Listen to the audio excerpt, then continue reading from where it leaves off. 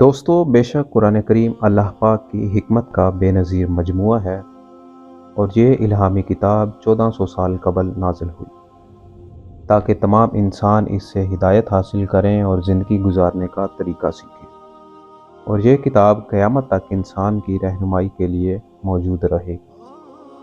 قرآن پاک کا بے نظیر مجموعہ اور اس میں موجود معجزانہ صفحات اس بات کا ثبوت ہیں کہ یہ اللہ کی نازل کردہ وحی ہے، اور یہ بھی کہ یہ سائنس کی کتاب نہیں بلکہ سائنس کی نشانیوں کی کتاب ہے، جس میں زندگی سے متعلق تمام معلومات موجود ہیں، اور موجودہ دور کی سائنسی دریافت ہی کیوں نہ ہو جس سے 21ویں صدی آج پردہ اٹھا رہی ہے، مگر حیرت انگیز طور پر وہ حقائق حرف بحرف آج سے 1400 سال قبل قرآن میں موجود ہیں، جو اس دور میں بنا کسی ٹیکنالوجی اور جدید آلات کے جانے نہیں جا سکتے۔ قرآن کریم میں بے تحاشا سائنسی معجزات موجود ہیں جن سے حالیہ سائنس نے آج بھی پردہ نہیں اٹھایا، جبکہ کچھ معجزات ایسے ہیں جن سے سائنس پردہ اٹھا چکی ہے اور انسانیت اس سے بے تحاشا فوائد حاصل کر رہی ہے۔ ایسے حقائق جن سے سائنس آج پردہ نہیں اٹھا سکی، توقع کی جا رہی ہے کہ آنے والے سالوں میں سائنس اتنی ترقی کر لے گی کہ ہم ان رازوں کو بھی سمجھنے کے قابل ہو جائیں گے۔ 7ویں صدی میں قرآن مجید کے نزول سے قبل عرب معاشرہ انتہائی بے بنیاد اور توہم پرستی کے عقائد رکھتا تھا۔ وہ صرف انہی باتوں پہ یقین رکھتے تھے جو ان کے آباء و اجداد نے انہیں بتائیں، اور انہیں کائنات کے رازوں سے بالکل واقفیت نہ تھی۔ مثلاً وہ سمجھتے تھے کہ زمین میں موجود پہاڑوں نے آسمانوں کو پکڑا ہوا ہے، اور یہ بھی کہ زمین ہموار ہے اور پہاڑ اس کے کنارے پر موجود ہیں، لہٰذا وہ ڈر کے مارے سفر نہیں کرتے تھے کہ کہیں وہ زمین سے باہر ہی نہ گر جائے۔ یہ حقائق اس لیے تھے کہ ان کو غلط ثابت کرنے کے لیے نہ ہی کوئی سائنس اور نہ ہی کوئی ٹیکنالوجی موجود تھی، مگر قرآن نے اس کو یہ کہہ کر خارج کر دیا کہ وہ اللہ ہی ہے جس نے آسمان کو بنا کسی سہارے کے بلند کیا۔ لہٰذا 1400 سال قبل قرآن نے اس آیت کے ذریعے اس کو باطل کر دیا کہ پہاڑ آسمان کو سنبھالے ہوئے ہیں۔ اس لیے قرآن میں ان گنت سائنسی معجزات موجود ہیں، جس میں کائنات کے متعلق بہت سے معجزات کا ذکر ہم آج کی ویڈیو میں کریں گے۔ کائنات کے آغاز سے متعلق 21ویں صدی کی سائنس یہ نظریہ رکھتی ہے، اور سب سائنسدان اس بات پہ متفق ہیں کہ ہماری کائنات بگ بینگ کے بعد وجود میں آئی، جبکہ اس سے پہلے مادہ اور وقت یعنی ٹائم اور سپیس جیسی کوئی چیز وجود نہیں رکھتی تھی، نہ ہی طاقت یعنی پاور کا کوئی وجود تھا۔ حالیہ سائنسی تحقیق کے مطابق ان سب چیزوں کو بنایا گیا اور 15 کھرب سال پہلے یہ کائنات پیدا ہوئی۔ مطلب آج سائنس ہی مانتی ہے کہ یہ سب کچھ خود سے وجود میں نہیں آ سکتا، بلکہ ان کو پیدا کرنے والی کوئی اور ذات، کوئی اور طاقت، کوئی اور پاور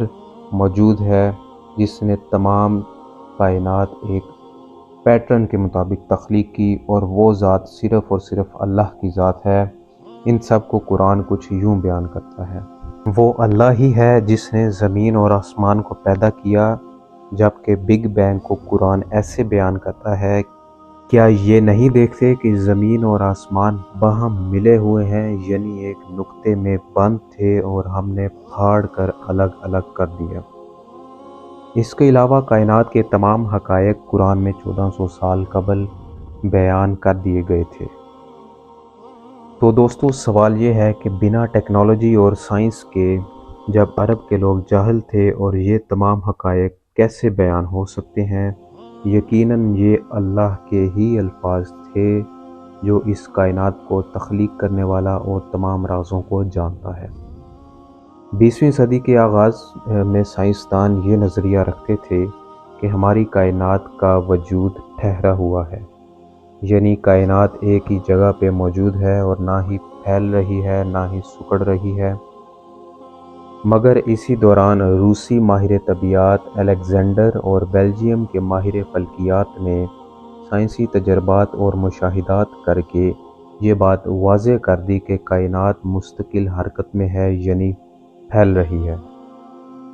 اس کے علاوہ سائنسدان ایڈورڈ ہیبل نے اپنے دوربین سے مشاہدہ کر کے بتایا کہ ستارے اور کہکشائیں مسلسل ایک دوسرے سے دور ہو رہے ہیں، اور ایک دوسرے سے دور ہونے کا مطلب کہ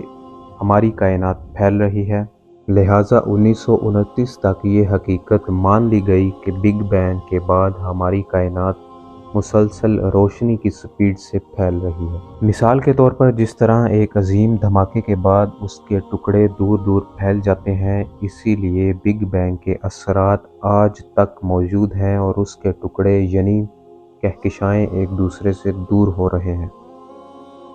ان کو قرآن 1400 سال قبل یوں بیان کرتا ہے کہ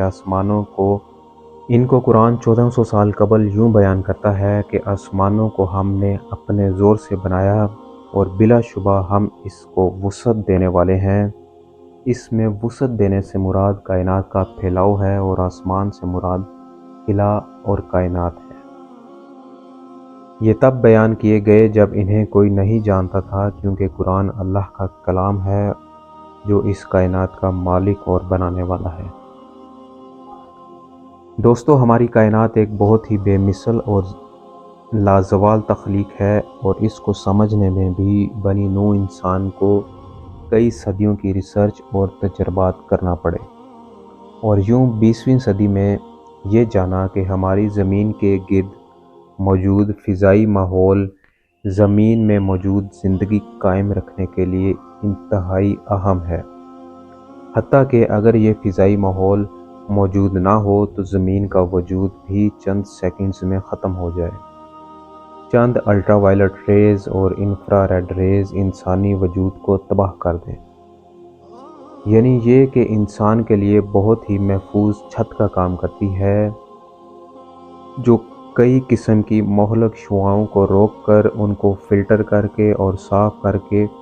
بے ضرر اور کارآمد شعاعیں جیسا کہ X rays, ultra violet raise